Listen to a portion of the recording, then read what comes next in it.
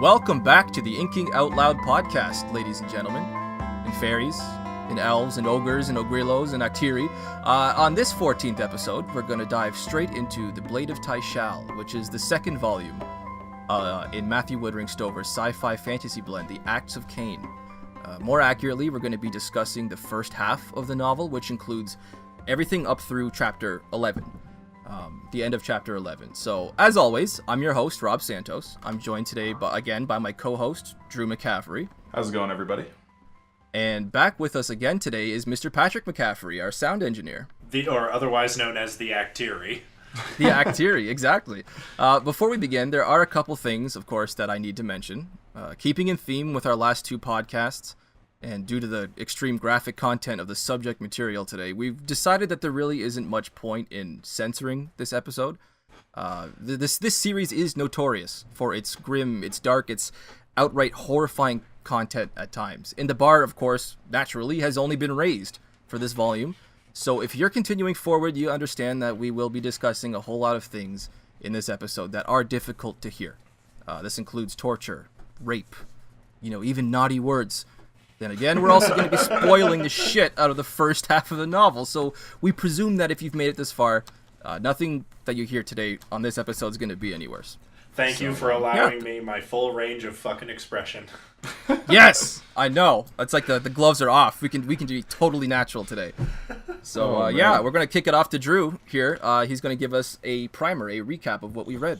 Yeah, so this book picks up several years after the conclusion of Heroes Die, and where Heroes Die ended on sort of a high note where it seemed like Kane was going to, come out on top. He's going to get the girl back, and he's got a good life going forward despite being paralyzed. We find out very quickly in this one that while he did get all of those things, he's been upcasted to administrator. Kohlberg, his old nemesis, has been downcasted to a laborer and is working in the slums. And Hari is back together with his wife, Shauna, and they have a daughter, Faith. And Hari's now the administrator of the San Francisco studio and all this stuff. He is miserable. He's still paralyzed from the waist down, and even with the best technology on Earth, it's only kind of partially effective. And he feels like nobody really understands him. He's trying to figure out how his life is going to work without Kane anymore. And meanwhile, Mikaelson, who was brought back to Earth, is still on Earth and has renamed himself Tanelkoth, which is, if you remember in the first book, Mikaelson means I am limitless, and Tanelkoth now means I was limitless. So he's kind of recognizing the transient nature of his godhood, but he and Kane remain sort of antagonists, but they have this sort of antagonistic friendship at the same time because they're the only two people who understand each other. Yeah. Where I mean, they're open about how much they dislike each other, but they're inextricably drawn together. And so the book starts off with this kind of dreary setting where Kane is not happy. It seems like nobody's really happy. And then on Overworld, one poor decision after another leads to an outbreak of what is essentially super rabies. And this is a disease called HRVP that has been eradicated on Earth, or contained at least. Everybody's vaccinated. It's mandatory. And in fact, the original outbreak of HRVP was the impetus behind the current caste system on Earth. And so this horrible, horrible virus is now running rampant on Overworld. And Kane immediately takes action to send Shauna, Palace Rill, who is now the river god Shambaraya, back to Overworld to create a counter virus and help stop everything. And Tanelkoth sees an opportunity here to get himself back to Overworld. So he approaches the board of governors of the studio directly and tells them he can solve their Kane problem. And he sets off a whole chain reaction wherein essentially Kane is imprisoned by the social police. The lifeless corpse of Bairn, back from Heroes Die, one of the main villains, is inhabited by a demon and kills Palace Rill. And Kohlberg, the old studio administrator in San Francisco, is selected by the Board of Governors to kind of be the hand of them in executing all of their desires, and this mystical implication comes through here where it seems like Kohlberg is sort of becoming the manifestation of something that Hari's father Duncan calls the blind god, or the god of dust and ashes. And this is this mindless, sort of impersonal god of humanity that is all about the consumption of things. It is all about, you know, it has a good side and a bad side, and they talk about this a little bit, but when given excess, it is a very concretely bad thing, and it is, at this point, awoken and is now a very bad thing. And so that was about where we left off, where Palace Rill is dead. Kane has been captured by an old monastic ambassador named Wraith, whose parents died because of Kane's actions back in Heroes Die. And everything looks really, really bad right now. Yeah, that's an understatement, isn't it? Oh boy, this was brutal. Like, I mean, we need. I might have even said this before, but we need new words, because brutal still doesn't quite do this book justice. Yeah, brutal doesn't cut it. Yeah, it definitely doesn't. But then again, if you've read the first half of this book, you don't need us to tell you exactly how hard it was. I do want to say that, like, with I have noticed I don't know, an improvement, perhaps, if you want to call it that, in Stover's style. I have notes and notes for days here talking about his cadence, his timing, the way he describes things. I mean, right from the get-go, right on page 1, for example, let's start off here. We get this vividly painted scene with this really, really visceral description, which, by the way, I'm starting to realize it's a word that we use a lot on this podcast, visceral. I may have even said this before, but we get a classic example of it right here. We have Administrator Chandra, however you want to pronounce that. He wipes sweat from his palms. He blinks through a stinging cloud of cigar smoke. He licks his lips, which are described as thick and always dry. I mean, Stover, he nails these sensations in rapid succession. As a reader, you know, when you're getting ready to dive into a new book, there's always this kind of brief period of settling with the new setting, the new characters. And I think this is why Stover, he makes sure to include these basic senses. It's kind of like a method, I think, of breaking through that wall immediately and just bringing you into the narrative with feet running, so to speak, right? Yeah, and I actually want to kind of talk about this in a larger sense, and it's specifically, this is chapter 0 that Rob is talking about. It's how the book starts, and I didn't mention this part in my recap because it's kind of an ancillary text almost. Chapter 0 isn't a traditional prologue. It's a full, long segment, and when you look at the actual narrative structure of it, it follows a different character. It follows an aspiring actor named Chris Hansen, and tells a story of his time in the studio academy called the Conservatory, and how he meets Hari Mikaelson, how he meets Kane, and how their lives become intertwined. And eventually ends with how Chris manages to graduate. And if you look at just chapter 0 as a discrete text, this is a short story. It's a complete, fully formed short story. It follows Chris Hansen, has a beginning, middle, and end. You know, it has a completed character arc, and because it's a short story, if anybody listening is a writer or has taken writing classes, things like that, one of the things you learn when you're writing short stories is how important space is and how important it is to draw the reader in right away. And yes, this is important in novels, but even more so, even more magnified in short stories, because it's, you have limited space. And so Stover's decision to start off this novel with what is essentially a short story drives home that impact, and that very first scene with Administrator Chandra and his decision about how he's going to solve his problem with Chris. Yeah. I mean, it draws you in so fast. Yeah, absolutely. I mean, you make a great point. I hadn't really considered just how much Chapter 0 does kind of stand on its own, like separate, like distinct from the rest of the novel. I mean, we have like we do have other chapters that are, I'm not sure if they are quite as long, but they come close. But what sets Chapter 0 apart is, I think, the amount of different notes that it hits.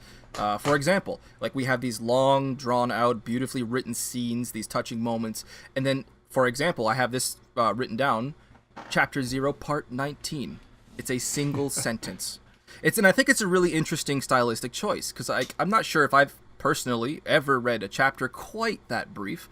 I know I've read some Sanderson chapters that are like less than a page. Elantris, I think, comes to mind. Fion's final scene might have been the one I'm thinking of. But like this one specifically, with one single sentence, it really kind of hits home. It's just, you have, speaking aesthetically, you just have the part number and then the single sentence, which when you pair them together kind of makes me think of like a hammer and a nail, right? They kind of work best if you just give a slight tap to set that groove and then a sharp snap of the wrist, drive it through with a single blow. It was really efficient, Chapter 0. Like, I really appreciated it, for sure.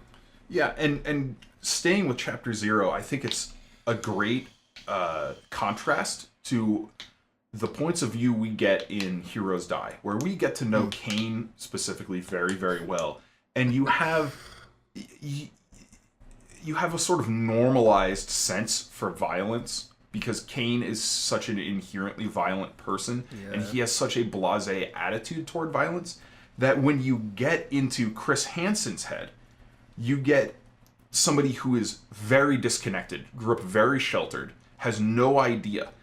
And that provides a disconnect between Chris and Hari when they're sort of becoming friends. And it's only when Chris shows his real bravery that he earns Kane's respect, Hari's respect. But there are a few sentences that I highlighted in Chapter 0 that provide such a great contrast to Kane's perspective and Kane's attitude. And one of them I have here is, someday you say the wrong thing to some random Hari Mikaelson, and an instant later you're on the floor choking out the last of your breath. Yeah. And it wasn't Hari that frightened me, even now. It was the world he lived in, the way I'd begun to see my life through his eyes. It was his intimate understanding of the fragility of my life, of his life, of anyone's, and that he just didn't care. And you have these wildly differing worldviews from Chris's perspective, that we just don't get from Kane. He's so immersed in the life of violence that it's easy to get desensitized as a reader. And having Chris start off this book as our point of view character, Stover brings us back and gives us sort of that narrative fresh air that, it's refreshing as a reader, but at the same time, it's almost prepping us to be blindsided by just how grim this book is going to get. Oh yeah, it gets tough. It's refreshing in one sense, but in the other sense, we're just taking a look at the same old thing from a different point of view. We're looking at Kane's world, as has been said. So it's not really thematically a breath of fresh air. It's a breath of fresh air just from a perspective. Yes, exactly. I don't know if you guys got this impression too, but on my first read, it felt like we weren't being introduced to Chris so much as we were being reintroduced to Kane at a earlier point, to give us some insight into Kane in the now. Yes. So my first read through, for sure. Yeah, my first read through, I definitely agreed with that perspective, Pat. I think it felt like further background, further character formation for Hari. But now that I've read this book twice, and this is my third read through, I do have a different perspective on Chapter 0 and getting in Chris's head, and I picked up on more things from Chris's point of view, and I've been able to take them into context of the greater series, and especially in this book as a whole, because I've read it before. And they're interesting things, and again, I have a couple of things highlighted. that I never picked up the first time, obviously, but now that I've read the book, and even through chapter 11, we know about the blind god, we know about the god of dust and ashes, and there are things from the get-go where Chris, he's talking about Administrator Chandra, and he talks about how there's an eerie, impersonal hunger behind his eyes. And then, oh my god! And then when he, when he's in the bathroom and Bollinger is attacking him, he looks into Bollinger's eyes, and he says, "I was wrong about his eyes. They weren't hungry like a bear's. What I can see from point blank was an impersonal hunger, an abstract and dispassionate lust." Oh my god! See, this again. I don't know if I mentioned this yet before in the previous couple of podcasts. This is my first time reading through these things, so I mean, I can see how you'd pick it up after 3 reads. But that you are blowing my mind right now. I didn't pick up on it back then, but now that you're saying that, I do remember these very, very specific words that Stover used there. Impersonal hunger. I'm starting to see that in a whole other light now. So good point there. Yeah, and there's even more of it when the social police come and visit Chris when he's recovering, and they're asking him questions about Bollinger, and there's he talks about how he gets the impression that the social police want Bollinger dead, but that it's something more than that. And he says they wanted him dead, sure, but more than that, they wanted me to be their accomplice. This didn't come to me in a flash. And flash is an important term here because Chris has this sort of supernatural ability to what he calls flash on other people and get in their heads and understand their thought process. So he says, once or twice, I kind of had that half-dizzy feeling a flash gives me, but I never got anything from them. And maybe that was it. Maybe that was it exactly. Maybe I did flash on them, and there was nothing there. Oh, that's just downright spooky. Yeah, and there are these little things that, as you're reading through chapter 0 the first time, they're just kind of flavor details. But looking back on it with the context of reading half of this book and knowing giving now me the heebie-jeebies what the blind god is, and seeing that the blind god has been asleep but has been there the whole time. Damn. Chapter 0 is a masterpiece. I mean, there's so much groundwork laid in it. I want to go back and read it right now before I even finish the book. Damn. So the majority of the points, the talking points that I have here to discuss, before we get to the characters, are just stylistic things, aesthetic things that I've noticed about the text. I'll get a couple of these out of the way. First off, I was listening to the audiobook for the first novel. So for this novel, I've been reading it on page, and it was really interesting to me this time to see how Actiri is actually spelled. Yeah. Having listened to the audiobook, if I'm being honest, I found the word Actiri a little on the boring side, since I was kind of just imagining it as like a normal font, like Acterie, which would obviously be really close to the word actor. But there's something about seeing it on the page now, italicized and spelled the way it is, Aktiri. It kind of gives it a bit more of an intimidating air. I think it kind of lends the overworld legends of Earth a measure of the unfamiliar, this kind of alien fear. I just wanted to say that this is one thing that I've picked up on now, actually physically reading the book. And I do also kind of like the occasional bit of overworld translation of basic English words that they really don't have at their disposal. In chapter 2, we get Wraith, who refers to what I assume are assault rifles as springless repeating pellet bows. Yeah. Which gave me a nice little chuckle. And also throughout the book, while we're here, just nitpicking little tiny little things that made me giggle. It's kind of funny to find a few, if you've I'm sure you guys have noticed it, modern day brand names sprinkled throughout our points of view. On Future Earth. I had a note here to myself. I said, note to self: invest in Sony. Apparently, they're going to be around long enough to have a Sony repeater in Kohlberg's former office. Yeah. And then again, this, of course, from here, it made me stop and look up, roughly when in the timeline this is set in Future Earth, by the way. Like, I really couldn't find anything conclusive, not while I didn't want to mess with spoilers, so I was being very careful during my Google searches. So I shot Drew a message, I'm sure you remember that, Drew. Yeah. And I said, do you know roughly when this takes place in the future? And then I just kept reading, waiting for Drew to get back to me. And then I found the answer literally on the next page. Hari, he lets us place it in our own heads because he casually thinks about this technology that's capable of monitoring for sensitive words in communications as dating back like almost 200 years. As he says. So I assume this is the kind of technology that we've had since somewhere around the 60s, maybe up to the 80s. I don't know roughly when that emerged in our society, but I think that would place this narrative, correct me if I'm wrong, around a fictitious Earth, the year 2170, give or take, a decade or two. It's around 2200, yeah. Okay. There's one point where he specifically talks about how there are things developed in the early 21st century, and that's 200 years ago. Okay. And I'd also want to say I do appreciate the fact that Stover did not give us an exact year somehow. Because even though the opportunity was ripe, I think it would have just been too much in a way. It would have felt like maybe manufactured or synthetic, too neat and precise. I kind of like having that flexibility of placing the narrative just approximately. Yeah. Also, by the way, apparently Microsoft sells GPS tracking anklets. Sort of like the ones we have today, I guess. It didn't sound very different.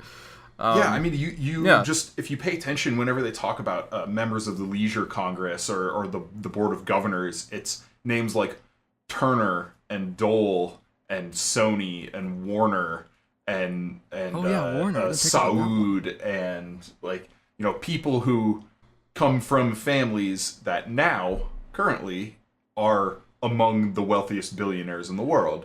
They're just missing Amazon and Disney. Yeah, they're just missing Bezos. Yeah, well, to be fair, Gates. when he wrote this book, Amazon wasn't really a thing yet. So I think it was just joking. Definitely. Heck yes. A trap that a lot of authors who write science fiction in the near future fall into is nailing down things too precisely. Sure. There are, like you were just saying, there's some examples of things like this. When we look back on it, it seems kind of dated. Like, we have that a mere 30 years after this book was written, as opposed to 200. Ender's Game is the same way. There's lots of stuff like that. Yep. The way to counter it is partially what he's been doing in this book by not getting too specific. It serves two functions. You avoid that trap of becoming outdated quickly, and it lends elements of mystery and imagination to a text that, any sci-fi fantasy adventure book could use that. Yeah, exactly. I had only been considering that second part. The first part is a damn good point, though. Damn. Okay. Anyway, just a couple. Unless Drew, you had something to add. I just got a couple little stylistic things to get. I want to jump off a little bit from my point about how Chapter 0 is its own short story that is also part of the larger narrative of the novel.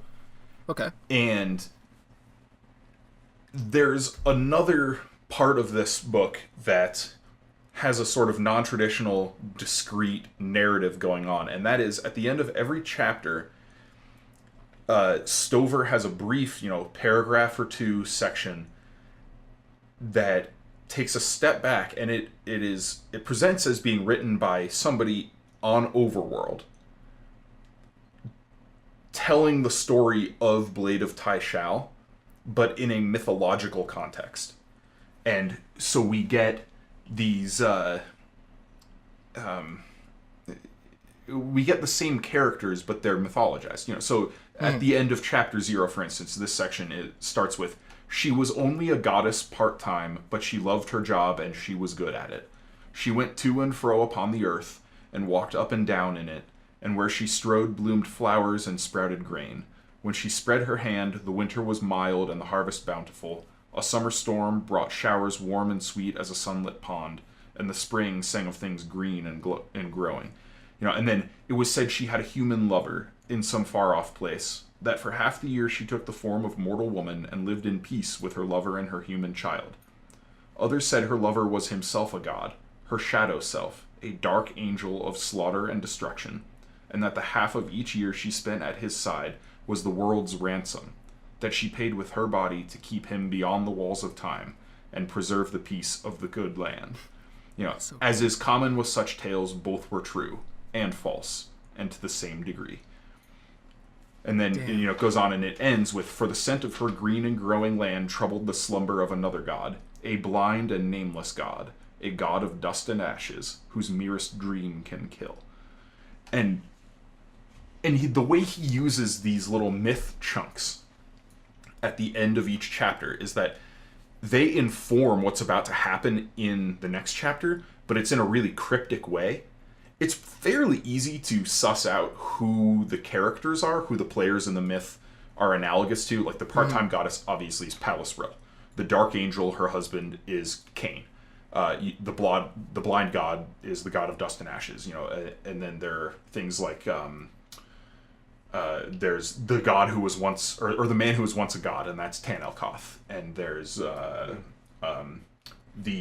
crippled knight, or the crooked knight. Yes. And that is Chris Hansen. And that talks about how... I didn't put that one together. How he and... I think that's where it starts, actually. The very first intro, maybe? It talks about how they're twins, right? It was one of my favorite parts of the book. Yeah. A tale is told of twin boys born to different mothers. One is dark by nature, the other light. One is rich, the other poor. One is harsh, the other gentle. One is forever youthful, the other old before his time. One is mortal. They share no bond of blood or sympathy, but they are twins nonetheless. They each live without ever knowing that they are brothers. They each die fighting the blind god. And that's how the book starts. And so that's talking about Chris and Hari. Ominous. Yeah. But of course, because this is couched in this mythic context, there's metaphor involved, and so saying they each die fighting the blind god can mean so many different things. And that's a great hook at the beginning of the story, where you're reading this and you think, okay, well, this sounds like the dark one, the one who's violent. That sounds like Kane to me. I wonder who the light twin is going to be. Oh, they both die fighting the blind god. Oh, wow. But then we just finished a book called Heroes Die, in which Kane, our hero, or our anti-hero, did not actually die. He only died metaphorically.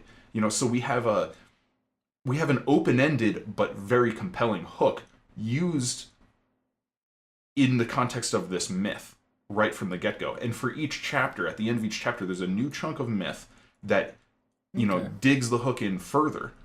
And so Stover is writing a novel here that has a short story to kick it off, and it has this ongoing myth that he's constructing piecemeal throughout it. So he's really writing kind of 3 different narratives in one book, and it reminds me a little bit of how Brandon Sanderson talks about the way he writes the Stormlight Archive, where he considers each Stormlight book to be 3 books in one, and a novella, and several short stories. And that's what the interludes are. The interludes are each short stories, and then each book will have one recurring interlude character, and all those scenes taken together form the novella. So, in The Way of Kings, for instance, that's Zeth, and, but it's an interesting thing seeing another author writing this sort of a complex, layered narrative style way before Brandon Sanderson did that. I mean, The Way of Kings was, 2010? And 2010, yeah, September 30th, I think it was. And Blade of Tyshalle came out, 2000? 2001. 2001, I looked it up when I was looking at the technology differences, yeah. This is something I also noticed. Again, I was waiting for you to bring up Brandon Sanderson because, of course, not just Brandon Sanderson, but he did it. I noticed a lot of it throughout the entirety of the Wheel of Time. So, speaking, of course, of Robert Jordan, who unfortunately passed away in 2007, and then Brandon Sanderson took over his last 3 novels for us. But we do get a lot of this kind of these little snippets, these steps back, I should say, and these little differing angles in which we get to view these current events that are unfolding in front of our eyes from a much more detached perspective, this kind of mythological history. And there was a lot of it especially in the last Wheel of Time book, A Memory of Light. Of course, we were getting a lot of these points from Loyal. I do think that's a good point, where there's... I noticed this with Jordan to start with. Myself, I saw that a lot with Robert Jordan as well. Yeah, I hadn't even thought about that until you brought that up, where there are points usually at the end of books in the Wheel of Time. Chapter epigraphs, where the narrator pulls out into an omniscient narrator, not a limited third person, but an omniscient third person. Oh, inside jokes. I love it. But where we get sort of a removed view of the way news travels across the land and how news morphs as the story, is repeated but even with that though, it doesn't have this flavor of mythology that each Stover one gives. Still written from the perspective of somebody who signs it as so and so and so, the fourth age. So you're talking about the epigraphs. the epigraphs, like at the very end of the books, you get this kind of whole, I don't know, very flowery kind of mythologized. Is that a word? Mythologized? It is now. I don't give a shit if it's not. Is it? Well, thank you. You're talking about the prophecies. These are prophecies and foretellings and things, and then histories that are written in the fourth age. In the Wheel of Time. Yeah. For example, at the end of the well, let's not go into detail. Yeah. So what I was thinking of was like, for instance, like in a lot of the epilogues in the Wheel of Time, where it'll talk about like the previous chapter will end with like a battle, and then the next chapter the narrator pulls out into an omniscient point of view and talks about how the news of this battle spread like wildfire, and in the telling it changed and all of this stuff. Yes. But okay. Okay, I see where we were talking about two different things, but amusingly, there are two different things that are similar to what Stover is doing in the Wheel of Time.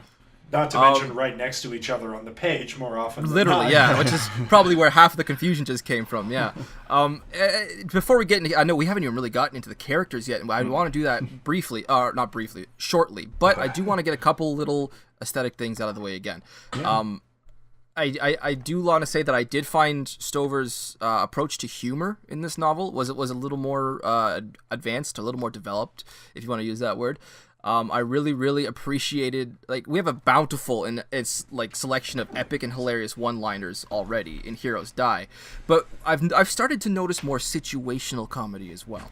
For example, I love the whole Tonel Koth is a cyber weapon scene after Hari interrupts his class. Yeah. That was awesome. I was giggling to myself the whole time I read that. And another example would be, Drew, as you put it to me in our chat at one point, Tonel Koth's interview with Jed Clearlake in chapter 10 or 11, where you described it as Hollywood interviews God. And I love that. It was really good. What did you guys think of the humor in this book? So there's definitely lots of humor. And it's good that there is, because otherwise, I mean, man, I don't know if I could get through this book without the humor. We'll get to that. There are lots of, I mean, one of my favorite lines is actually early on when Kane first meets up with Tonel in chapter 1, and Tonel is doing his, psychoanalyzing shtick while they're walking through the streets of San Francisco. I'm looking at that same line right here. Go ahead. And he says, it is a curiously consistent characteristic of yours, Kane, that you always seem to be just a bit smarter than I anticipate. And Kane says, yeah, sure, I'm a genius with a capital J. Oh, okay, that's what you're talking about. That was pretty good. Go ahead. But so it's a one-liner still, but that one-liner is couched in character development. Yeah. And it's couched in probably the most dynamic and interesting relationship between characters through the two books so far, that being Kane and Mikaelson or Tonel. And so he still has his one-liners and he has his humor, but it often does double duty, so to speak. Mm-hmm. Yeah, the one-liner I thought you were about to say was when Kane turned to Tonel and said, "Oh, that reminds me. I don't think I've told you to go fuck yourself lately." Yeah, that one gave me a chuckle. But yeah, and again, as you just touched on, that dynamic between Tonel and Kane, that whole like interaction, that chemistry there, I want to talk about that a lot when we get to those characters for sure. Oh yeah. And I guess just the last point I had, stylistically speaking, was just this little point I found at the very end of chapter 10 from Delian's point of view. Delian, whatever. Yeah. I found this little interesting bit of onomatopoeia that I really liked. Oh. We hear this arrow fly past, and it's PHFFTHP. It goes. I love it. I love that sound. It's such anybody like a gamer like myself who like uses a lot of bows and arrows and crossbows. That little, I love that. It's such a good sound. It's very, very satisfying. Yeah. Striking or not, I think that one just passed by him, but it's still it's just a great sound. Yeah, and so I want to go back and talk about another line that I had highlighted that in context. Oh my gosh, you're gonna kill me. I can't stop. In context, it's not really funny, but in a different context, it could be kind of a hilarious one-liner. And it's when, back in chapter 0, when Administrator Chandra comes into, the nursing ward where Chris is recovering, and Hari is there, and he's talking about, how horrible the injuries were to all of these, combat school students that Hari just absolutely destroyed in the bathroom fight. And Chandra is talking about, why did it have to be this way? Was there no other choice? And it says, he shook his head and his eyes glistened with unshed tears. Couldn't you have asked? Oh, yeah, that was brutal. And in this context, it's heartbreaking. Mm-hmm. Because this is, at the, near the end of chapter 0, toward the end of this short story, where we've had a climax already occur, all the build-up, the climax has occurred, and we're now in the denouement. And having this one line tossed in that in a different context of like, oh, couldn't you have asked, man? Like that, except here, it gives you an idea of what could have been. Sure. How this story that turned out reasonably well for our heroes, not perfectly by any means, but reasonably well, how it could have gone differently and perhaps turned out better for them. Do you guys want to start discussing our characters? Because we're starting to get a little long if we want to finish in a reasonable time today. So obviously, first and foremost, let's get our hero or anti-hero out of the way, Mr. Hari Mikaelson / Kane. Is he even an anti-hero? I do think he's an anti-hero, yes. I mean, is he not just a villain to some people? Well, that's the point of an anti-hero. I heard Drew mention him as being an anti-hero earlier in this podcast, and I thought, oh, that's an interesting... He is an anti-hero because he is fighting the villain. The villain here clearly is not Kane. The villain is the blind god. Yeah, for sure. He from a certain perspective, he's an enemy, but that is the case with all protagonists. Sure. And that's why we have books, being written from the Dark Lord's perspective and stuff like that now. It's also the case with many good villains too. Like, take for example... there are many villains. I'm just going to go with one that everyone's going to recognize. Darth Vader. Mm-hmm. Darth Vader will not go out of his way to cause destruction or mayhem because that's not useful to him. He's motivated by forces that are more complicated than just the exercise of evil. Right? Yeah. Now, if you get in his way, he will jack you up without mercy. Yes. And, I mean, does that not sound like Kane a little bit? Except the story, the story is not from Darth Vader's perspective. I would say maybe in the prequel trilogy you could call Anakin Skywalker an anti-hero. Okay. But by the time he becomes Darth Vader, he is evil. He kills people indiscriminately. His subordinate messes up once and he strangles him to death and throws his body across the hallway or things like that. He is evil. Kane is not evil like that. Kane is still fighting for, as we see, a more selfless good, especially in Blade of Tyshalle. This was a talking point we had at the end of Heroes Die, where, Pat, you brought up how Kane is willing to do whatever he needs to do for what he wants at the expense of all else. And we brought up that one quote where he says, fuck the city, I'd see the world burn to save her, But in this now, there's a different kind of Kane where he is doing things that he knows can mess with his life that he's trying to build to save Overworld.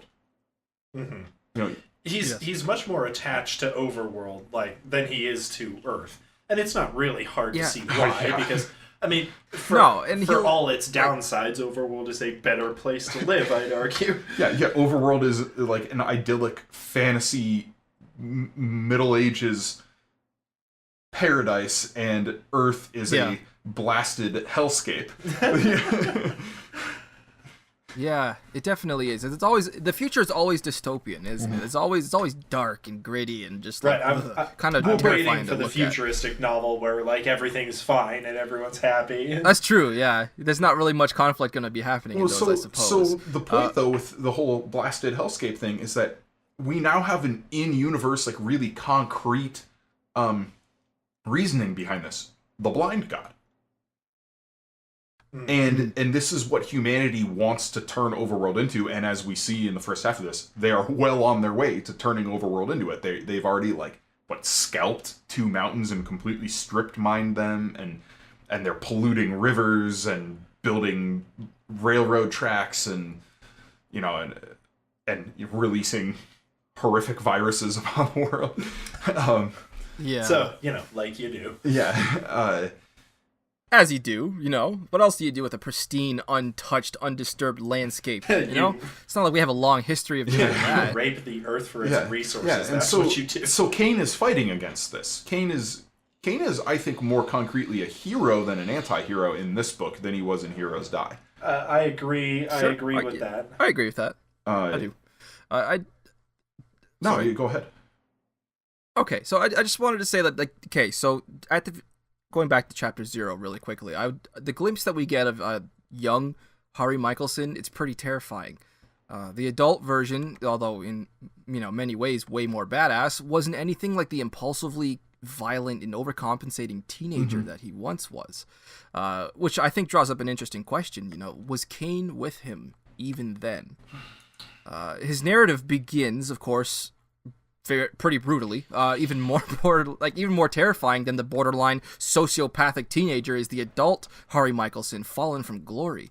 We get this depiction of his life as he lives it now. Yeah. Like, yikes. On one hand, I can say, and I'm comfortable with saying, I can empathize with the alcohol addiction, with the endless hangovers. I've been there.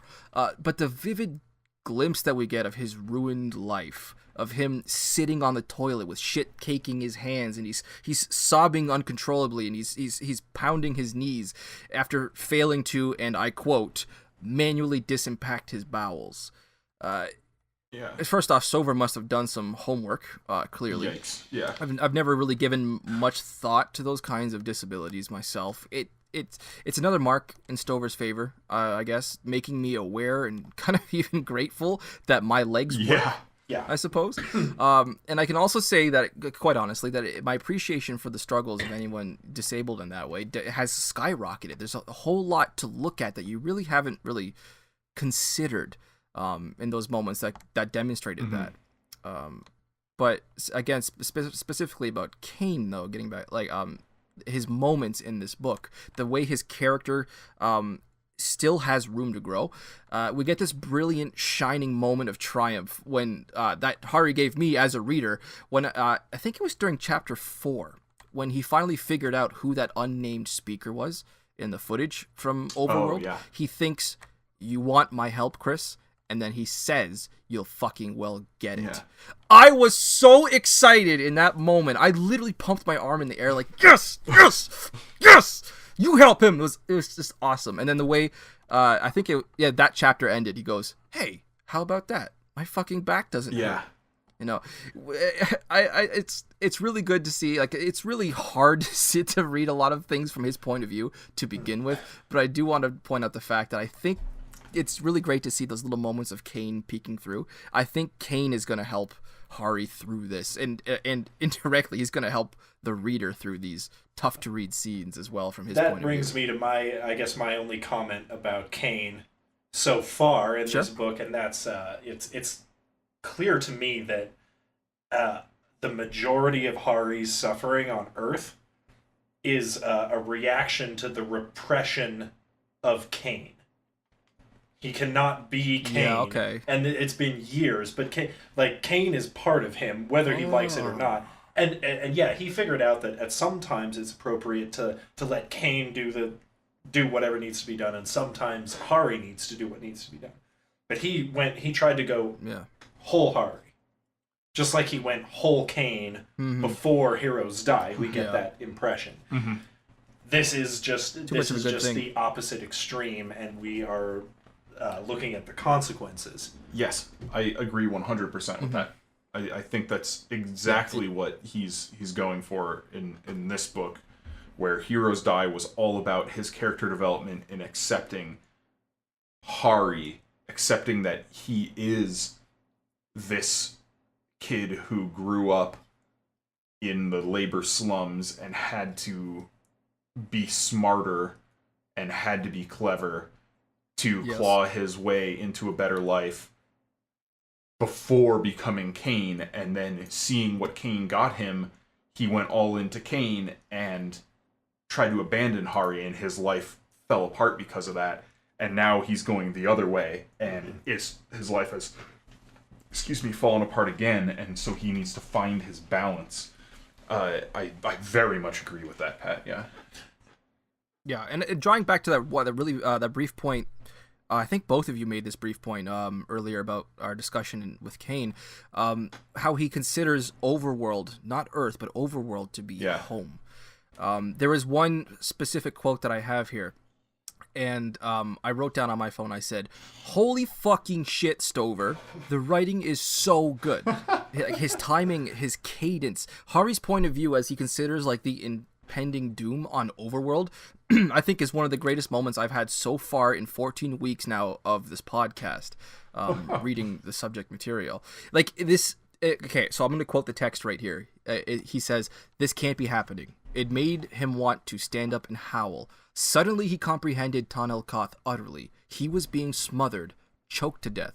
Earth had forced itself down his throat and he was strangling on it. Overworld was the only place he'd ever been happy. Overworld was freedom. Overworld was life. Overworld was home." Yep.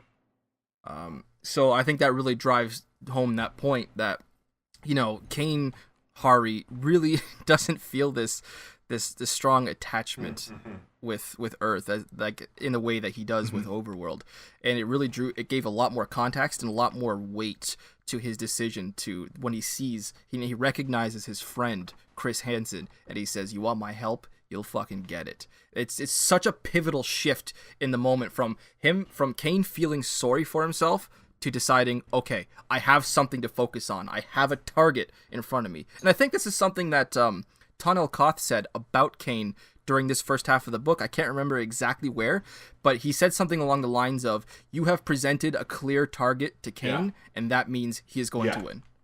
I'm paraphrasing. I don't know exactly how it was, but it's when Tonelkoth is talking to the Board of Governors and telling them their mistakes and telling them how he can solve their Kane problem for them. But so I want to stay on Kane, but I want to take sort of a step back and look at the writing perspective of this. Sure. And that is Kane's character arc in this book is really interesting. It's strange. A lot of books, especially in genre fiction, science fiction, fantasy, speculative fiction, whatever, you see a general character arc where there's a challenge, an acceptance of the challenge, and then there's work, like an upward moving progression that is usually presented as, oh, this is going to work, and then about 2/3, maybe 3/4 of the way through the book, there's this huge problem that comes out of nowhere. Maybe you see it coming, maybe you don't, and the hero is cut down and then has to like build and rebuild and claw their way back to a hopefully a satisfying conclusion. And we get that in Heroes Die for the most part, right? Yeah. And in this book, in Blade of Tyshalle, it is a very different character arc. He accepts the challenge early on and is immediately undercut. And so it was, what was it, chapter 5 or 6 when he's arrested by the social police for forcible contact upcast. Mm-hmm. And his whole life falls apart. And not even halfway through the book, he fails and Shauna is killed right in front of him. And it's going back to and this is a thing that I heard from multiple writing teachers during my time and taking writing classes in high school and college and so forth. They'll talk about the way to make an interesting story, an interesting conflict and plot is you think of the worst thing you can do to your main character, and then you do it. And in this book, Stover thought, what's the worst thing I can do to Kane? And he did it. And then he's like, what can I do worse than that?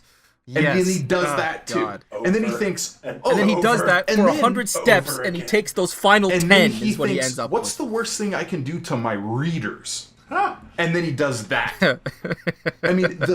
Instead of this steady progression of, this is an absolute free fall of a character arc where Kane just goes down and down and down, and it is so emotionally taxing for Kane that it becomes emotionally taxing for the reader. And with the first time I read this book, it took me about 2.5 months to read. It's a very good book, but I had to put it down and I had to take breaks because it was hard to read. Because my soul couldn't take reading another horrible thing happening to Kane. One feels like a victim of abuse. And so reading this book. No, definitely. And so where we leave off in this book, in the first half here, at the end of chapter 11, in my opinion, isn't even the bottom for Kane. He's close, but he's not at the bottom yet. Knowing what you know about what's coming? We're only halfway through the book. We still need to get that oh no moment 3/4 or 2/3 of the way through the book, and that you would expect in a genre book. And at the same time, though, where we left off feels more generally like the bottom point of the book because of our other characters, specifically Tanelkoth and Arturo Kolberg. Mm-hmm. Like seeing what, and I'm really glad you brought this up. This is perfect. That was a perfect transition to the next thing I wanted to talk about. Seeing what Stover is doing, specifically talking about what you were saying before, what he's doing to Hari, it's starting to make me just outright sick in some cases. We have our own entirely separate discussion about the nature of some of the content of this book. Chapter 9, I want to say, was incredibly brutal. I mean, anybody who has read, obviously, the first half of the book will probably agree. I'm just saying that it's terrible. I think we could contain our discussion about the absolute necessity of the graphic content or the level of graphic content in this book to our discussion perhaps about Kolberg, because we don't get a lot from Kolberg, but boy oh boy is the little that we get more than enough. Oh god, yeah. So do you guys want to discuss Kolberg? Yes. Do you want to move on to there before we talk about Tanelkoth and Palace Real? Okay. With the reluctance of Kolberg that I would feel climbing into a sewer. Yeah, let's talk about Kolberg. This is all right, everybody. Get your raincoats on. This is where it gets messy. It's so bad. Oh god. So holy fucking shit. We have some heavy discussion about this. I want to start off by saying that this book is, without a doubt, the most brutal thing I've ever read. I've never been a fan of authors pointlessly torturing their characters, or at least what I consider to be pointless torture. Main, secondary, tertiary, or otherwise. But the scene immediately following Kolberg's possession, if you want to call it that, was I was pretty disgusted right off the bat. It wasn't a deal breaker. it wasn't a particularly enjoyable read No. either. But then literally every scene with Kohlberg that follows, however, stands equal to none in some of the most depraved, perverted, filthy, abhorrent content I've ever beheld on this green earth. Yeah. How about you? I don't think I can say it any better. It starts off with, and here's your trigger warning. If really, really disturbing content is not what you want to hear, you may want to skip ahead a bit. But they would have put the book down already by this point. When Kohlberg accepts service on his screen and becomes essentially the host of the blind god, and what he does to his floor boss is so just horrific.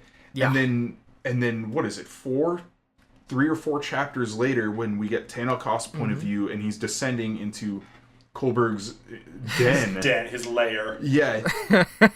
The way that Drew put it, I think, was his lair. Den. Or was it den? Yeah. It was den. I said that in that moment. That's from now on, every time we discuss this scene, I want to talk about his like ellipses den every time. His Anyway, sorry, go on. his endurance of hate. Yeah, it's horrific, but probably the most disturbing thing to me is that very first time when Tanelkoff walks into the main room and he sees Kohlberg raping this woman and talks about how he's like that one of her breasts has been chewed off, and then he lowers his head and bites into her other breast. But the fact that one of them has been chewed off, I don't know if this was on purpose, but the impression I got from that was that this is the same woman. This is the floor boss.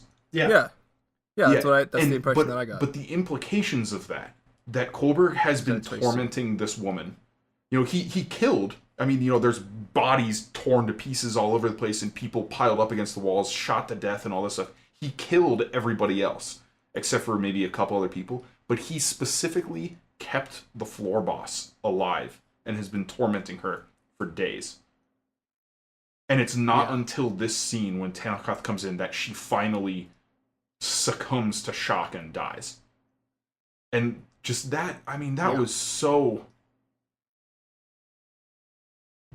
awful to consider. Yeah, that's all you need to say. Well, that was 4.5 seconds of silence is what that was. Then the scene gets even worse from there, because it's, Kohlberg turns and speaks with Tanelkoff, and you have a character whose head you've been in, and you're used to him being more or less omnipotent. He's incredibly smart, he's strong, he's huge, he's powerful, all this stuff. And in this moment, he loses all of that. Yeah. And even though Tanelkoff is like, you're rooting against him, you're rooting for him against Kohlberg.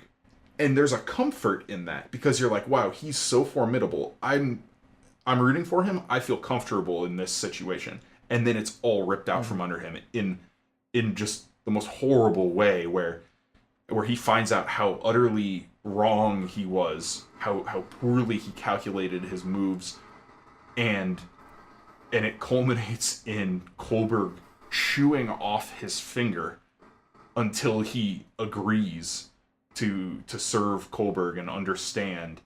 And then he passes out and he wakes up with his head in Kohlberg's lap, and Kohlberg has this just psychologically horrible conversation where he breaks down Tanelkoff, because Tanelkoff knows the utter depths to which Kohlberg will go to get what he wants. And there's the visceral, graphic, bloody horror, the violence that's in these books, but this scene particularly was the most difficult for me, because it has all of that physical violence, and it has a psychological element that just it's a double whammy. The first time I read that book, I had to put it down after that scene, and I didn't pick it up for about 2 weeks.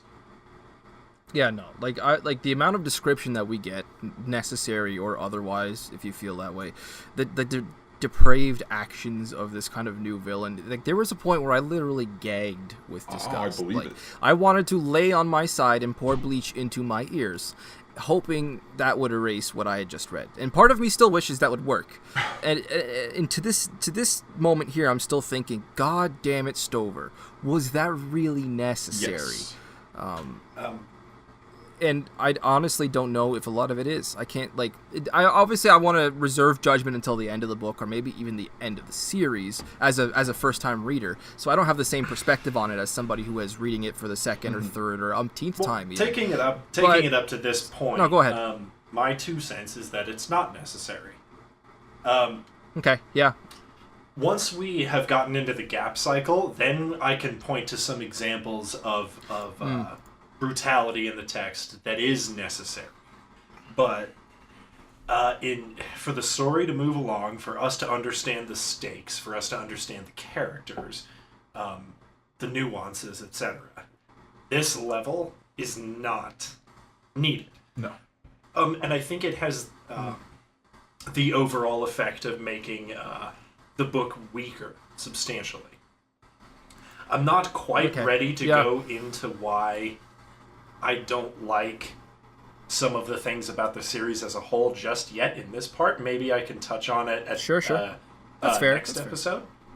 But the gratuity plays a big role in that. I think if it was toned down a little bit, maybe even a lot of it, we'd be in better shape. Yeah, so I mostly agree with Pat here. And I think I 100% agree with Pat. I'm gonna... Yeah. No, sorry, go on. I'm gonna go to the review of Blade of Tyshalle that I wrote on my blog years ago. First time I read it. Sure. Well, and so I basically gave it 3.5 stars out of 5. And I'm not going to spoil things at the end or anything, but sure. I specifically said that Blade of Tyshalle spends so much energy crushing every aspect of hope, of goodness in the characters' lives, and it did it in such horrific fashion that it was physically exhausting to read. And so I said, this is a difficult book to read. The relentless destruction of the main characters is ultimately necessary for their eventual resolutions, but is exhausting. It's depressing and it's stomach turning. And I called it in this review, I called it a flawed masterpiece, because there are things he does in this book that are absolutely incredible. Isn't that a bit of an oxymoron, though? A flawed masterpiece? Well, I suppose if the flaw is part of the art, though. Never mind. Sorry, go on. I actually think, tying this back into Blade of Tyshalle itself, you think about Tanakos David. It's his masterpiece. Yes. Right? But it didn't turn out the way he wanted it to. He it burned. Well, no, but, I mean, before it was destroyed, he's looking at it and he realizes, I didn't mean to do that. Yeah, he has a whole scene where he considers the philosophy of not being able to control his hand and how the touch of the chisel can change based on the whims of destiny instead of his own creation. Oh, no. Okay, I have a whole bunch to talk about on this subject. Sorry, I understand what you're saying. But it's Stover did what he set out to do in this book, but in the execution of it, there are flaws. So this is a literary masterwork, I think, in the science fiction fantasy genres. And I'll get into this much more at the end of the book, but even as far as we are now, we have chapter 0, we have this layered literary narrative, we have much more involved themes and more developed characters and real questions for the reader to dig into, even more so from Heroes Die, where we had admittedly some pretty solid philosophical discussions to look at.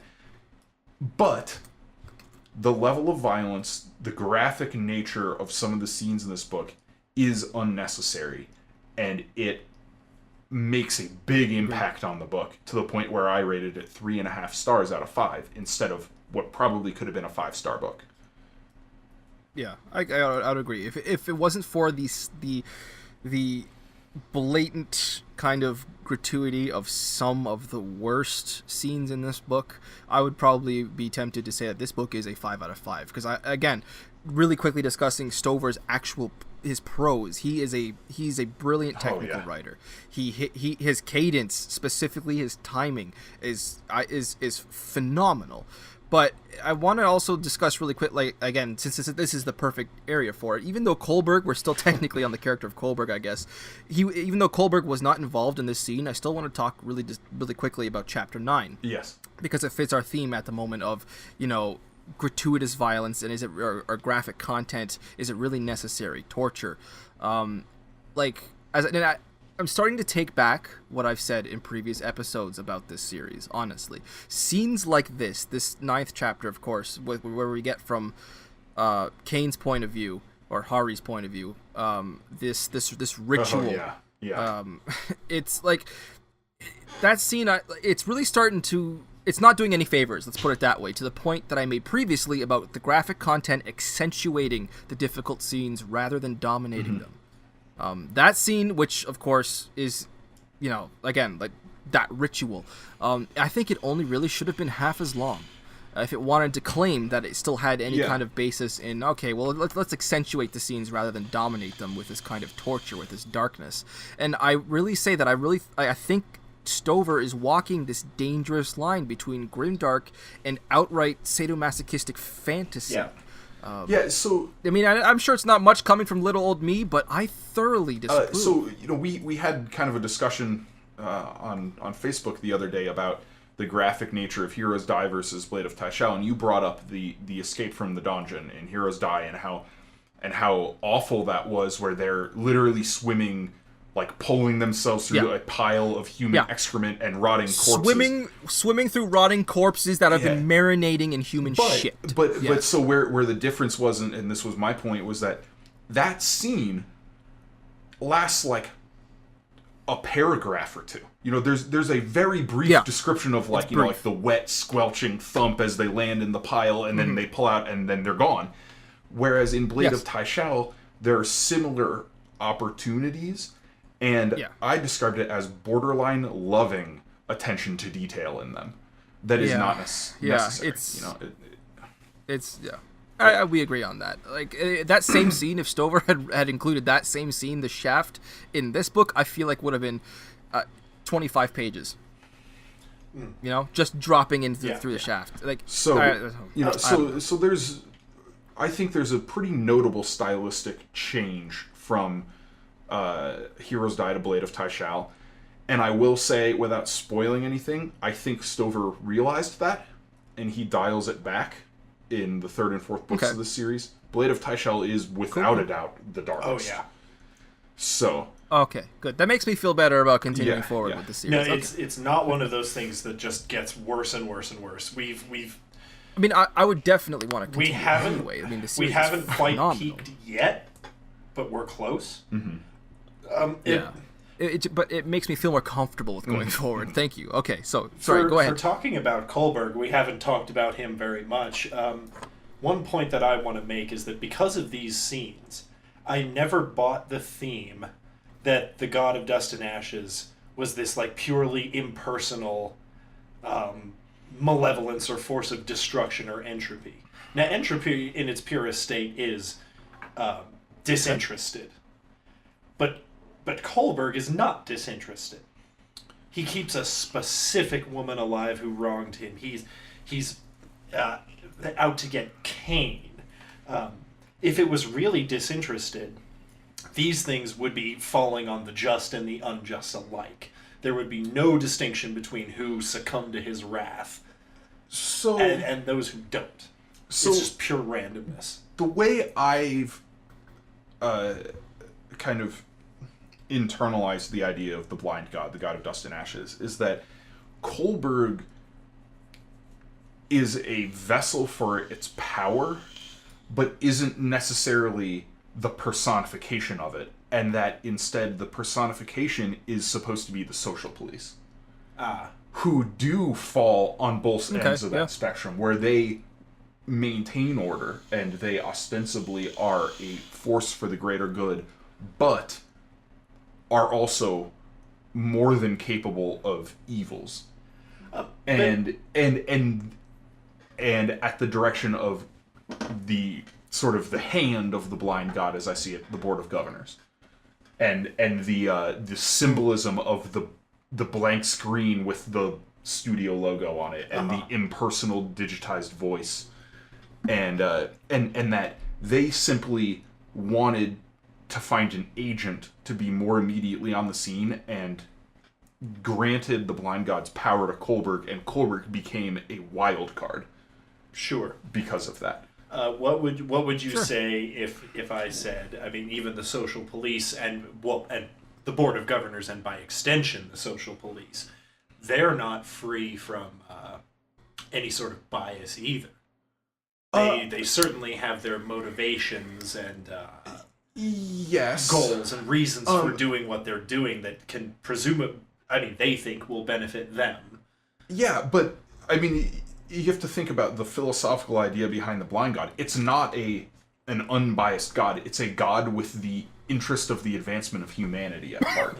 And it's a god whose interest is the consumption and utilization of resources. And they talk about how the good and the bad, the blind god's hand on the world is the creation of highways and bridges and buildings and beautiful structures. Efficiency and consumption, I think, is the point. Strip mining and deforestation and pollution of lakes and things like that. It's all about the use of resources for the selfish interests of humanity.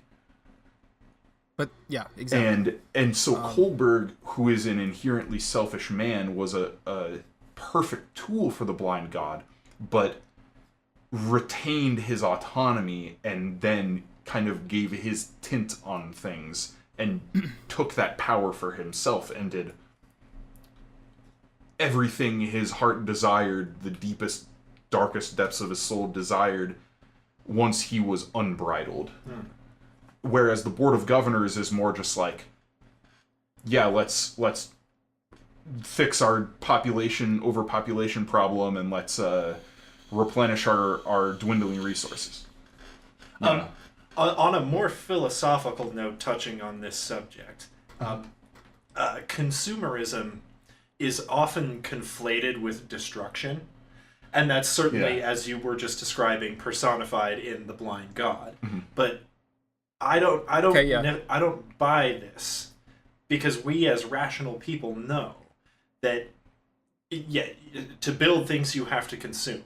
But there comes a point where you will run out of the thing you are consuming. Yes. However, that's not the end of the story, because some things are replenishable. And so the way forward, the best way forward, the most efficient way, isn't just to blindly consume. You consume, but you also set up things to replenish and replace the things that you consume, which is totally possible. That's how economies work. That's why we live in a relatively stable environment, because we have these systems set up. Yeah. So, but that's not exactly what I think there's an operative word there, and that was what you said yourself. Blind, you said we don't blindly move forward. Exactly. The blind god is blind. Yeah. So it just the blind god is the one who is not troubling itself with, efficiency. It's just mindless kind of impersonal. My point is that this entity is kind of incongruous to me because of that. Because it seems to me that in a rational universe, it wouldn't turn out that way, that the blind god wouldn't be, in fact, blind. I'm willing to suspend... This is fantasy. Yeah. I feel like this podcast has suddenly turned into that episode, like at the end of every episode, that 70s show where all the stoners are sitting around the table and they're just talking about their ideas, going back and forth. And I'm willing to suspend my disbelief on this point, but it's one of the things that occurred to me about the underlining philosophy of the books. Okay. Which is a big subject that I really want to delve deeper later on. in subsequent episodes. Yeah. And do you guys have anything else specifically about Kolberg that you wanted to get out of the way, or should we move on to Tunnel Koth? Let's hop on to Tunnel Koth, and then we should get moving. Yeah, that's just my little concern now is that at this point we're looking at like an hour and 20 minutes so far, Something 25 like that, on this podcast, and we still have some characters to go through, let alone final impressions and then the final draft. Luckily, so in the interest of keeping this into a consumable time frame, what's up? Luckily, we don't have that much to talk about with Tunnel Koth just yet. Yeah. I have a shitload right now, though. So far to me, his arc can be summed up in his overconfidence is revealed to be the hubris. It's hubris. Yeah, it's revealed to him though. Sorry, go ahead. That he is not ready and he is not prepared for all the shit that he's been unleashing. He does not understand the stakes, like Drew said earlier. His calculations, his moves have been all wrong from the start. So he is not limitless anymore, and maybe he's finally coming to terms with how real his name truly is to him now. I'm trying to find the quote from, I believe it's the end of chapter 10, the myth for Tunnel Koth, where he comes into the myth story. And it is, the man who had been a god paused upon the mountaintop, victorious. He had gained these heights by wit and will, and from here he could see before him the promised land. He could see from where he had come, he could see where he wished to go, but he failed to see where he was. For though he had been a god, he was now a man. From his very first step down the far side of the mountain, he began to learn what it is to be human. Yeah. Go ahead, Rob. Tunnel Koth specifically is actually the character that I have the most talking points to discuss about. I don't know, maybe it's just because I love that character so much, but I have an entire page I'm looking at right now of notes about Tunnel Koth I wanted to discuss here. All right. So I guess I'll kick us off here. This is going to be me talking for the most part for the next few minutes, I guess. But I want to say right off the bat that Tunnel Koth is definitely the main reason that I was so excited to dive into this book coming out of Heroes Die. Not only because of how excellent of an antagonist he was in the first volume, but because of how we left him at the end of that book. He was trapped on Earth. He was a disarmed, impotent god trapped in his own version of hell. And it's the perfect kind of fertile ground in which Stover can keep cultivating that character. I'll admit, I was expecting more of a trapped, dangerous beast, barely kept in its chains kind of narrative for him. But his seemingly perfect amalgamation with that future society is a great way to remind us that this man is not merely human. And I sincerely doubt any of us, those on this podcast or those listening in their own advanced technology and culture, that could blend in with that kind of futuristic dystopian society as easily much more as Tunnel that Koth way. appears to. By the way, I loved the fact that he has a new name, with a new meaning. I was limitless. That's just a really badass piece of information, I think. But his character starts in a very humble place. It's a very distinct counterpoint to how we meet him in Heroes Die. At that point, he was a majestic, self-assured, completely unflappable deity, in the flesh, with the frame and the commanding presence to back it up. He still has a lot of that size, of course, but we see that 6 years of this Earth society and the kind of feeling of helplessness or powerlessness, perhaps, that he gets from it, it takes its toll on him physically as well. His face starts to sag, his demeanor is more reserved. I think he even starts to slouch. Greater, though, than the physical toll this has on him, though, is the mental toll, I think. The humbling that he displays when he says in Chapter 1, "I cannot pretend that the world fails to turn for lack of my hand upon it." And I thought that was, what a remarkably, self-aware and humble thing to say. Coming from the man, Mikaelson, who, in the first book, was, everything. He was the most powerful character in that book, hands down. Well, so I think there's an interesting point you make there about his emotional and mental toll. That this 6 years of, hell purgatory, whatever you want to call it for him, has taken because he retains, the imposing presence and I mean, he didn't lose any intellect. He's still ridiculously smart and able to extrapolate knowledge, but he's become impatient.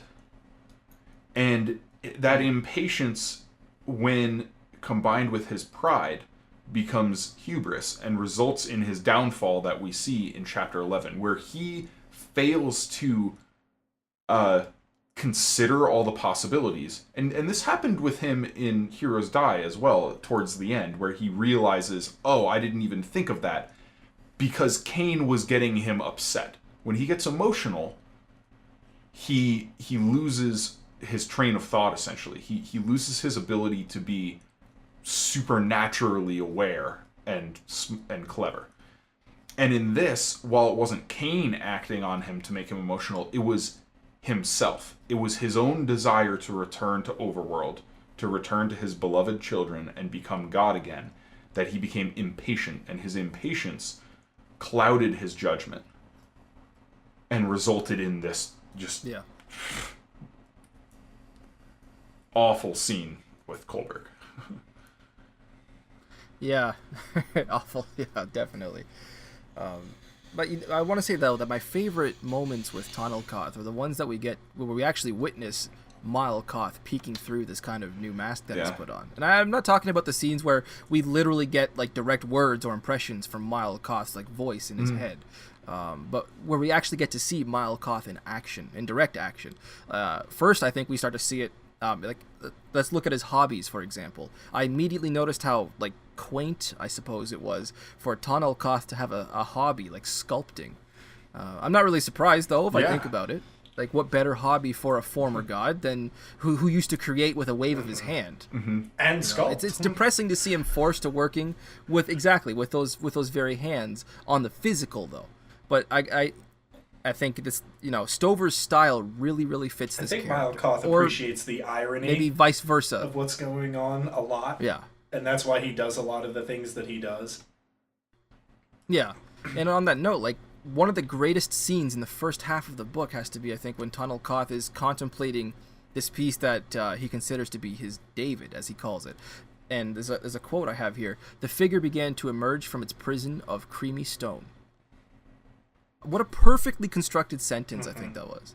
Tonalkoth clearly has this rare artist's ability to look at his medium, and he can see the subject that's trapped inside. Yeah. All right. So, again, now this is an idea you can frame in a couple of different ways. The first is to take it directly from the text and apply it to Mikaelson, and how it turned him into Tonalkoth. Working with his hands had taught him things that that working only with his mind never could have. Had taught him that materials are not infinitely malleable, nor should they be. That to overlook a piece is to destroy it. I'm quoting from the text now. Materials have shapes of their own. True art is negotiation, a struggle, even a dance, between the will of the artist and the intrinsic form, the physical properties of strength and balance, the fundamental possibility that defines his chosen medium.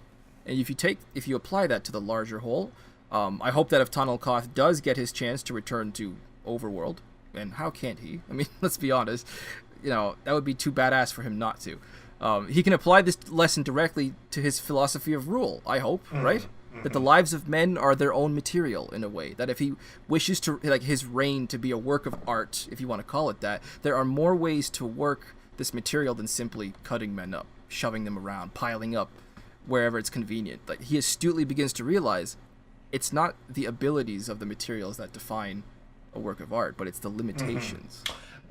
I'd love to see him apply that to his whole philosophy. Stover clearly understands some of the nuances of creating art, which literature certainly is art. But authors tend to not phrase things in the same way that a musician or a painter or a filmmaker, those kinds of art, what's more stereotypical for them. But Stover clearly gets it. His subject of raw materials, for instance. Can I get really meta? Knock yourself out. Really fucking meta. Okay, so I want to apply that idea to Stover himself, as you were saying, Pat. I'm not that I'm trying to accuse him of trying to make a parallel between this fictitious pseudo deity himself, of course, but I think we can definitely like argue that the main centerpiece for our last few podcasts, like these books themselves, are Stover's own form of art, and our story kind of lies in his mind, and he is limited by his chosen medium, in this case that of the written word. You know, that was just a connection that I made reading Tynal Koth's point of view. So I love reading Tynal Koth's, like the scenes that we get from him. It just gives me so much to think about. I don't think that's an unfair leap to make. One often sees authors writing themselves into their work, or writing their desires into their work. I think we see that with Rothfuss intentionally or not. I'm not. Yeah. I mean, I really don't think Stover is trying to self-insert here.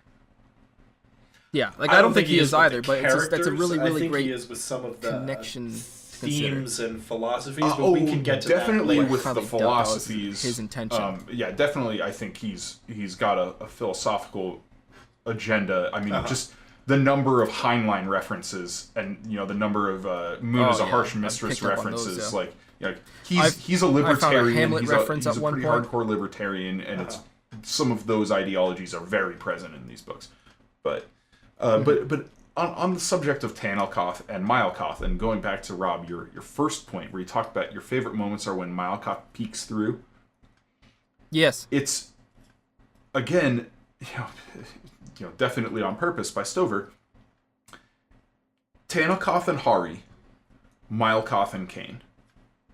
These are dualities of parallel characters. They're the only people who understand each other, and they understand each other in this book because both of them see, whether consciously or unconsciously or subconsciously, see their other side as a more, true form of themselves, and they feel trapped in a false role, where Hari is unhappy because he cannot be Kane, and Tynal Koth is unhappy because he cannot be Mikaelson. And the moments early in this book where they shine the most are when Kane comes out and when Mikaelson comes out. Yeah. And that's never going to change until both of them get back to Overworld. Yeah. One of the biggest motivations for both of them. Yes. In the whole book. Yeah. Mm-hmm. Yeah. And just to wrap up our discussion about Tynal Koth, if you guys have nothing else to add, I just have one tiny little aside here, is that, of course, again, we mentioned this at the very beginning of the podcast. I think the play between those two and their dialogue, I find particularly hilarious. But there's one point I wasn't really totally into it. It was the scene where we had Hari and Tynal Koth Tynal Koth was unconscious, Indiana Jonesing their way out of the burning Curiosity. You didn't like that scene? What I was hoping for was something a little closer to the tune of a Sekhmet attack, and Hari and Tynal Koth are fighting back to back. I figured that would have been cool, but I don't know. It was I really maybe I was just having trouble following every single thing that Hari was doing and every little thought that he had to kind of just Lara Croft his way out there. I was he lost me halfway through that, and I was like, okay, let's get. I do appreciate but that's desire. Inexplicably enough, throughout the whole book, I wanted Tynal Koth and Hari to join forces. Yeah. I'm not sure why, but that desire was there from the beginning, and it stuck through. Yeah. Even after betrayals. But talking about that specific scene, that is an important scene though for for Kane, because that is one of those moments where Kane peeks out from behind the mask, and Hari, when he finally gets out on the roof and he's lying there breathing in the fresh air and he's happy. This horrible thing has happened. He almost just got killed. He's realizing all of the implications and just how screwed he is, but he's happy because he got to do something. And I don't know how much that would have been effective for him had he been able to work with Tynal Koth in that moment. Yeah, he would have been too dependent. There's a moment in chat. Koth, Sorry, I should say. Yeah, there's a moment in chapter 8 when he's looking at his Montrock and he's realizing everything, Kane, I'm talking about Kane here, that his actions are about to cost him, like his job, his caste, his perfect home, the only daughter he'd ever known, the only home, his daughter had ever known. And then he decides, none of that shit ever made me happy anyway. Yep. Oh, yeah. You know? So I think we should try to wrap up characters here and move into the final draft. But before we wrap up characters, there's one thing we have to talk about. And we can make this brief, but we have to talk about Wraith. Yeah. Okay. And the Kane Slayer. Yeah. Kane Slayer. Wraith from the start Kick us off, man. was a very interesting character, a very dangerous character. I always wanted to know more about him because his level of determination and ruthlessness made one ask the question, well, why? I mean, we know why, but we also don't know why. Yeah. Like, we know his motivation, but we don't know why he's so fixated. Right. We get, like, a little bit of a philosophical reasoning behind his whole, like, everything ties back to Kane, and that he sees this as, like, a grand tapestry of fate. But it seems like it's a synergy of circumstances where there are multiple motivations with Wraith that individually shouldn't be that big a deal, but all coming together create a monster. Yeah. So my only real comment on Wraith before the second half of the book is that he feels to me like our replacement for Bairn in this book, where in Heroes Die, our looming villain or looming antagonist is Mikaelson. And then we have a more immediate personal antagonist in Bairn. And then in Blade of Tyshalle, we have the Blind God and we have Wraith. And despite, what maybe could have been a temptation on Stover's part, he made Wraith a very different person from Bairn. Yeah. Which is nice. And I think he's a more compelling villain. Let's be honest. He's more of like an aesthetic. Like he's Spartan in a lot of ways. Sure. Bairn is a hedonist and almost a force of nature, as we discussed previously. Yeah. Wraith's differences are refreshing, but I almost find him to be a more intimidating character. I thoroughly agree. As opposed to a scary, viscerally, like a physically scary character. Yeah. Definitely. Yeah. So I don't have anything more to add on Wraith until the back half of the book. Same. But I fair. Felt the need to mention him because he is an important part of this book. He's the one who set the events in motion that resulted in the HRVP outbreak. He's the one who, as we get from Kane's own mouth at the end of chapter 9, Kane is dead. And it was by the doing of Wraith. So he's the puppeteer, if you want to call it that. I think, of this tragedy that's unfolding before our eyes. On the subject of Wraith, I actually don't have a whole lot to say about Wraith, kind of like you, Drew. A character I did have a lot to say about actually was Delian, but now that I think on it, I could bring a lot of that over into our second you'll want to podcast on the next week. You'll want to talk about him more. I only have one real point about Wraith I wanted to bring up, and it could be the fact that I was very drowsy and I was fighting off sleep when I read the majority of his main point of view. But I do remember getting really excited when I realized how impressively Stover actually foreshadowed this character in Heroes Die. When I made the connection, I went, oh shit, wait.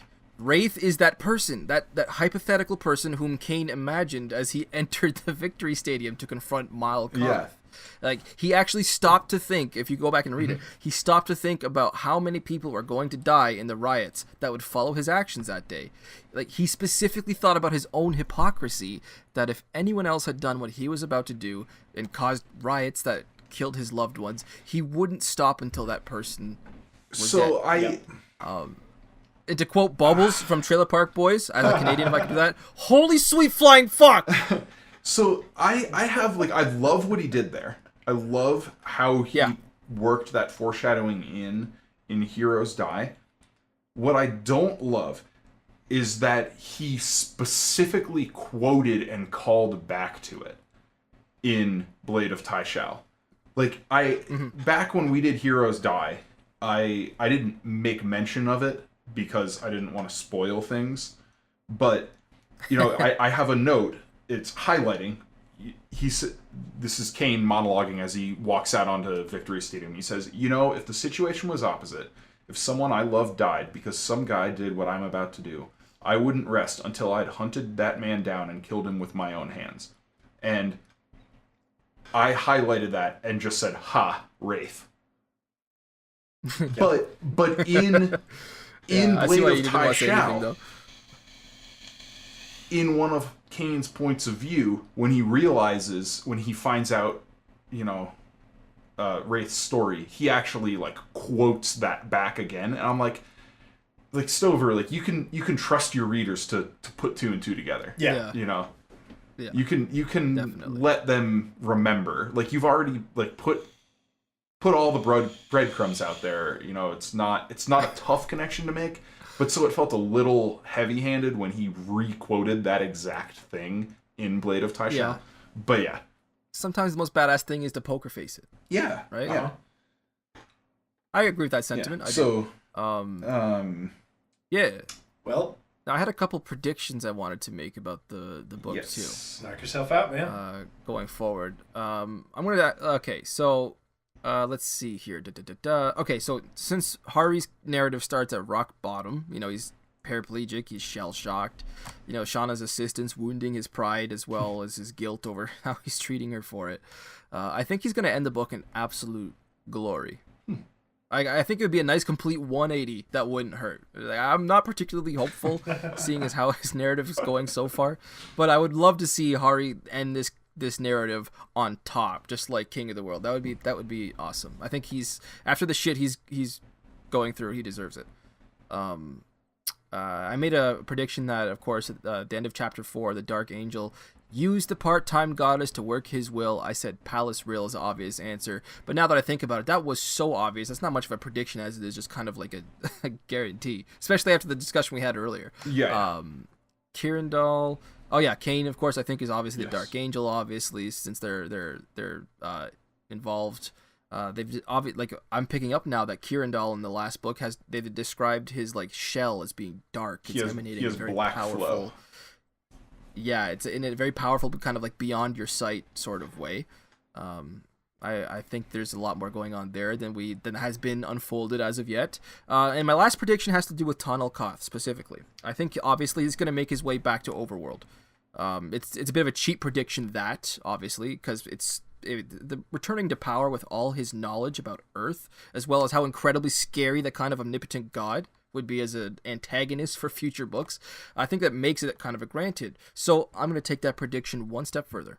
I predict that when he does, Tonal Koth will follow his previous pattern. He's going to choose another name for himself, a third name, or I guess a fourth if you count Honto the Scythe. Yeah, Honto the Scythe.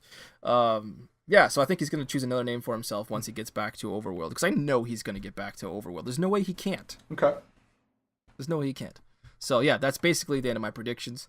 And we can move on if you guys would like. You have anything else you want to close with before we move on into the final draft? I think I've said all I can say thus far. Yeah. I've got some miscellaneous impressions, but again, we can save those for end of the book. The next podcast. Rob, kick it off. Okay, so today, about an hour before the podcast, I went really hurriedly to the store, the corner store, and I bought. Today, I decided to go with a stout. Very it's just too bad that Jared's not on the podcast right now. I went with a Black Coal Stout by Railway City Brewing Company. Black Coal Stout? Yeah, Black Coal Stout. And I'll show you right now, specifically in the webcam, so you can take a look at it.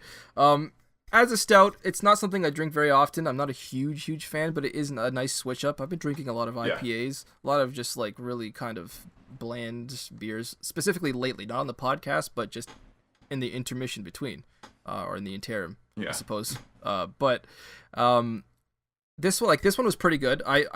I definitely found it went down a lot easier than I was expecting. It had a lot of course, the classic stout. It had a lot of the heavy roasted flavors. It had a lot of coffee in it specifically that I picked up on. Coffee and like taffy, perhaps. 6%. It did the trick, man. I mean, I drank 2 of them over the course of this podcast. Granted, we have run a little longer than we normally do. No kidding. But I'm probably going to drink that one again in the future. Yeah, the final draft is kind of a misnomer for me because I'm drinking all the way through it, and I often have to get up in the middle to go grab a fresh one, which I did this time around. No draft is the final draft. I'm drinking a blackberry ale called Sour Wench from Sour Wench. Ballast Point Brewing Company. Yeah, Sour Wench kind of reminded me of Kohlberg's boss. Yeah. Especially because the cover art is a skeletal barmaid. Yes, it is. Yeah. It's 7%. Oh, I mean, it's kind of thematically appropriate. Hats off. Well, one tries, but I kind of like to stick to the sours. They're my favorite. Yeah, I enjoy a wheat beer every now and then. I'm not on the connoisseur level that Drew, for instance, is. Yeah, same. But I do enjoy the hell out of a beer, so fuck yeah, it's always nice. Yeah. Drew, what are you drinking? Hell yeah. So I am drinking an oak-aged Grand Cru from Avery Brewing Company in Boulder, Colorado. This is the flagship of one of their specialty series called the Demon series. They also have 2 other beers called Samael's Stout and Mephistopheles Ale. This is a 16.8%. It is called The Beast. Hold on, back up about 6 seconds. What did you just say? 16.8%. 16.8%. Yeah, Are you like? I'm surprised you can continue talking. You sure you don't have to chew that fucking thing as it goes down? Yeah. So the Demon series that they did, all of them are like over 16%. Some years, all of them are over 17%. They are nothing to mess around with. But yeah, it is called The Beast, which I thought was appropriate for Kohlberg. Fuck. Yeah, a lot of. I don't even have anything to say, man. A lot of Kohlberg hate going on over here. Yeah. Oh yeah, Well, he's not a very likable, sympathetic character. I think we can agree with that one. Yeah, but yeah. So this beer though, like obviously it's very boozy because it's such a high ABV, but it's extremely tasty, very malty. Lots of sugars involved, and a little bit of like honey and maple syrup. Like you get in the taste. It's very smooth. It is pretty thick as you would expect. But it's not a stout. It's an oak-aged Grand Cru, so it's more like a Belgian style. But it's very nice, very nice. Yeah, sweet. Now before we just close it off here, I just want to point out one thing I forgot to mention at the top of the podcast. Actually, this is actually our first episode recording, wherein we've already had the episodes released. Finally, we've actually released episode 1. And 2 and 3 actually at this point because we had a 3-week a gap between the last episode and this one. But yeah, the episode the podcast has officially gone live now. So cheers, boys! I just wanted to fucking get that out of the way. And Drew, take us off. So man. if anybody wants to follow the podcast, we are on SoundCloud. It's called Inking Out Loud. We're also on YouTube, and we have a Facebook page if you would like to join in discussions, if you want to give us requests or recommendations for books you want us to check out for future podcasts. Talking points. Feel free to shoot us a message if you want to tell us how wrong we are about something that we talk about. Good luck. Yep. But yeah, so what are we reading next week? So next week we are finishing up Blade of Tyshalle, and that will probably be a little longer of an episode again. Hopefully not the epic monstrosity that we just did this week. But yeah, we will be finishing up Blade of Tyshalle next week before moving on to something a little lighter. Thank God. Yeah. But so this has been episode 14. of Inking Out Loud. Sweet. I am Thank Drew you, McCaffrey, and as usual, got Rob Santos, my co-host here, and our special guest, Patrick Sup? McCaffrey. Howdy. And thanks for joining us. We'll catch you next time. Thank you, everybody. Peace.